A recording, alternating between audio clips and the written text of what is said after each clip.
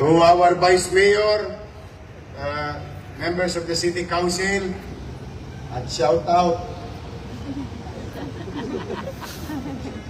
sa lahat ng regular employees.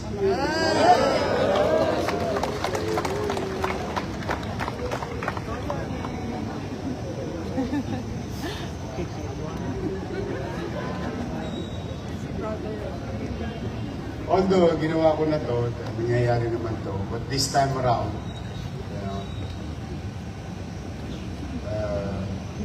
maayos pa naman yung uniforme nyo, di ba? Maganda pa, di ba? Malinis pa. Di ba yung luma, huwag yun lang paglinis-lisin. Sulsihin ninyo. Pero malinis pa yung uniform nyo, no? Maganda pa naman yun. Dami sa inyo, may asin pa. Yung iba nga lang, parang tubangan. Tinaga ng panahon. Maganda pa. Yung ID nyo naman, kahit hindi ako nakapirma dyan, ID pa rin na. Tama ba? We've been trying to do this for the past weeks, and I would like to, thank Paul, our city treasurer, Georgette, our budget officer, and Jonathan, our city accounting office. Imbis na ibili ko kayo ng bagong uniforme, minabuti ng inyong lingkod na ibigay na lang sa inyo ng cash, yung 7,000.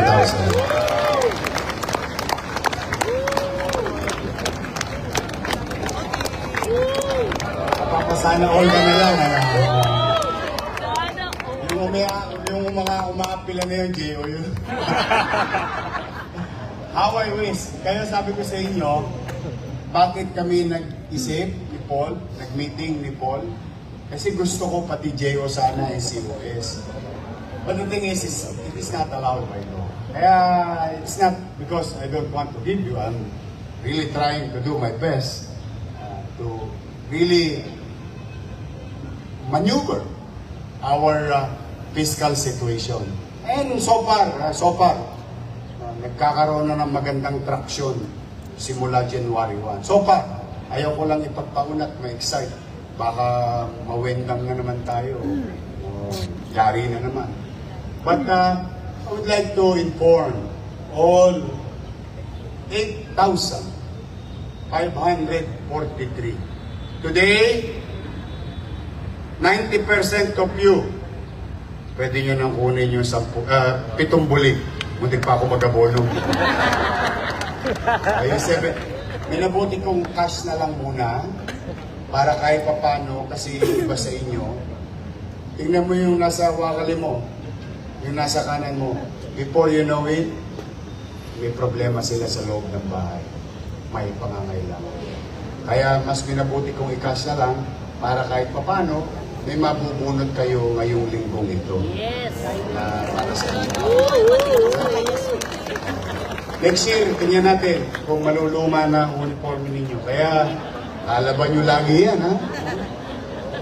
Di ba, luma, wag lang dugyot. Uli na, di ba, luma, wag lang Dugyot. Oh, pagka nag-ninis-nis, sulsihin ninyo. Yun naman na sinasabi lagi ng nanay ko. Pero, ito ang merong magdo-double whammy rito. May magti-triple whammy. Kasi, napagalaman namin ni Paul, ni Georgette, ni Jonathan, noong 2021, may 10 employees na hindi nakakuha ng clothing allowance. Noong 2022, may 62 employees ang hindi nakakuha ng 7,000. For whatever reason, I don't know. But, sabi ko nga sa inyo, di ba, naririnig nyo naman dito, more than naririnig nyo sa kalsada, sisinupin ko, pipilitin kong mag-inam. Nasiyasat namin, kawawa naman. Diba? 2023, 131 employees hindi nakakuha ng 7,000. May 6,000 dito, 2,000. Ano yung 6,000 dito, Paul? 23? Yeah. 24, 6,000 din. 181 employees. Ngayong 2025, 679 employees. O ngayon, malamang ikaw yon. Tahimik ka lang kasi baka nabali mo na, ayaw mo maibayan. O pumanatag ka na. Nasaan ka man ngayong umaga? 1, 2, 3, 4, 5, 6. 6 na palo ka. Ay kasi due naman for you. Why not? Ba't di natin ibigay? Kapwa natin lingkod bayan yung mga yun. So, kung sino ka man, yung humigit, kumulang 1,000 mahigit na hindi nakakuha ng 21, 22, 23, 24, 25. Makukuha mo na yan. Puntahan mo na si Paul at yung mga takilyera natin doon sa ating opisina. 66,821,000 of taxpayers' money will be distributed as cash for clothing allowance this year. Yorme, kaming mga JO sa Health Department at COS sa Health Department, hindi pa kami sumisweldo. Matatapos na yung Pebrero. Mag-shout out sa mga hindi pa sweldo kasi JO at saka COS or Contract of Service. Hindi magalala. Yung pera nyo nandiyan lang. Wala kayong dapat ipangamba. Pwede na kayo pumunta kay Cebuana Luwilier. Bakit kayo na-delay? Bakit sila lang? Bakit particular health department?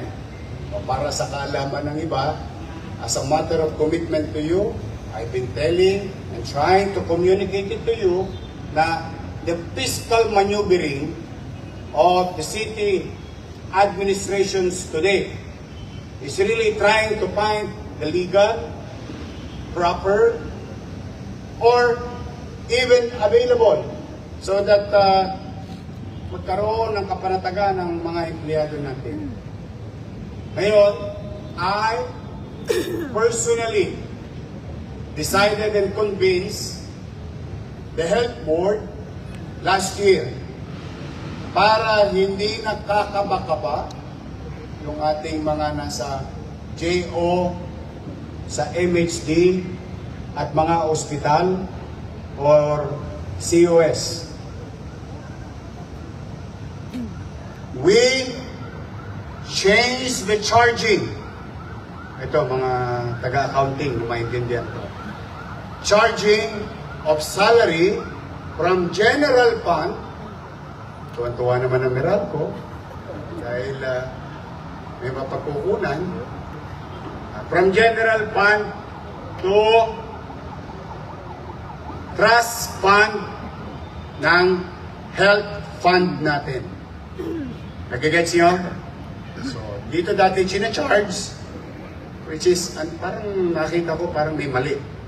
Ngunit dito may salapi, nakalutang lang, o dito natin charge ngayon. Now, having said that, doing that changes some documents. Kaya ko sinabi pumunta na kayo kay Cebuana Luwilier. Dahil pwede nang maisalya. But kidding aside, rest assured, this week, may sweldo na kayo.